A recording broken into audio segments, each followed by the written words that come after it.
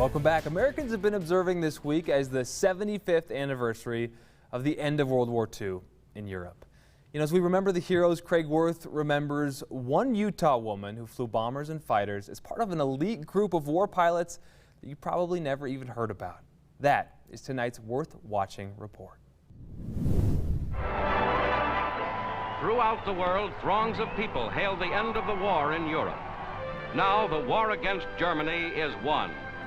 75 years ago, Utahns woke up to banner headlines. Later, President Truman addressed the nation on radio. This is a solemn but glorious hour. Well, the war was millions of stories of heroes, and one of those stories was nearly forgotten. It's about the women pilots of World War II. They were the Wasps. They trained like all other World War II pilots, except they had to buy their own uniforms and they received no benefits, even if they were one of the 38 women who died in planes while serving their country. They flew thousands of planes from base to base or in training exercises.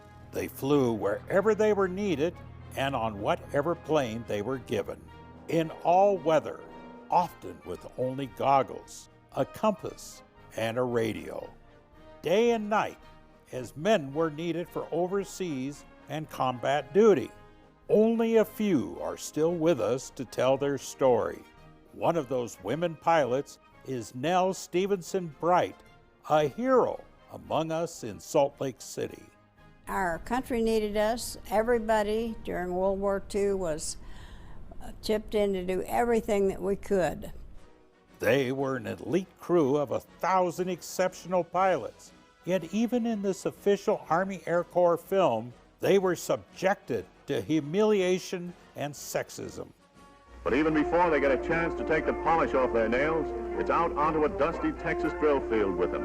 Right away, the Air Force wants to get a little muscle on those pretty arms. Nell Stevenson Bright told us by phone, only the best got their wings to serve under legendary aviator Jacqueline Cochran. We were putting on lipstick at the orders of Jacqueline Cochran. She wanted us to look very nice, ladylike when we got off the airplane. And in a world unknown to most, they flew and they flew. Some ferried planes from the factories to bases. Here in the West, they flew thousands, yes, thousands of planes from the coast to Great Falls, Montana. There they had the Russian Army stars put on the planes to then go to Siberia and fight Germany on the Russian front. Nell Stevenson Bright was sent to Texas to train troops in anti-aircraft fire. She would tow the target or a drone for live fire. It was dangerous. Not all would survive. It was something very different, and we were the first women to fly military airplanes, so we were an experiment. Then suddenly in 1944, they were no longer needed. So we were just deactivated then and were sent home. Our records were sealed for 30 years.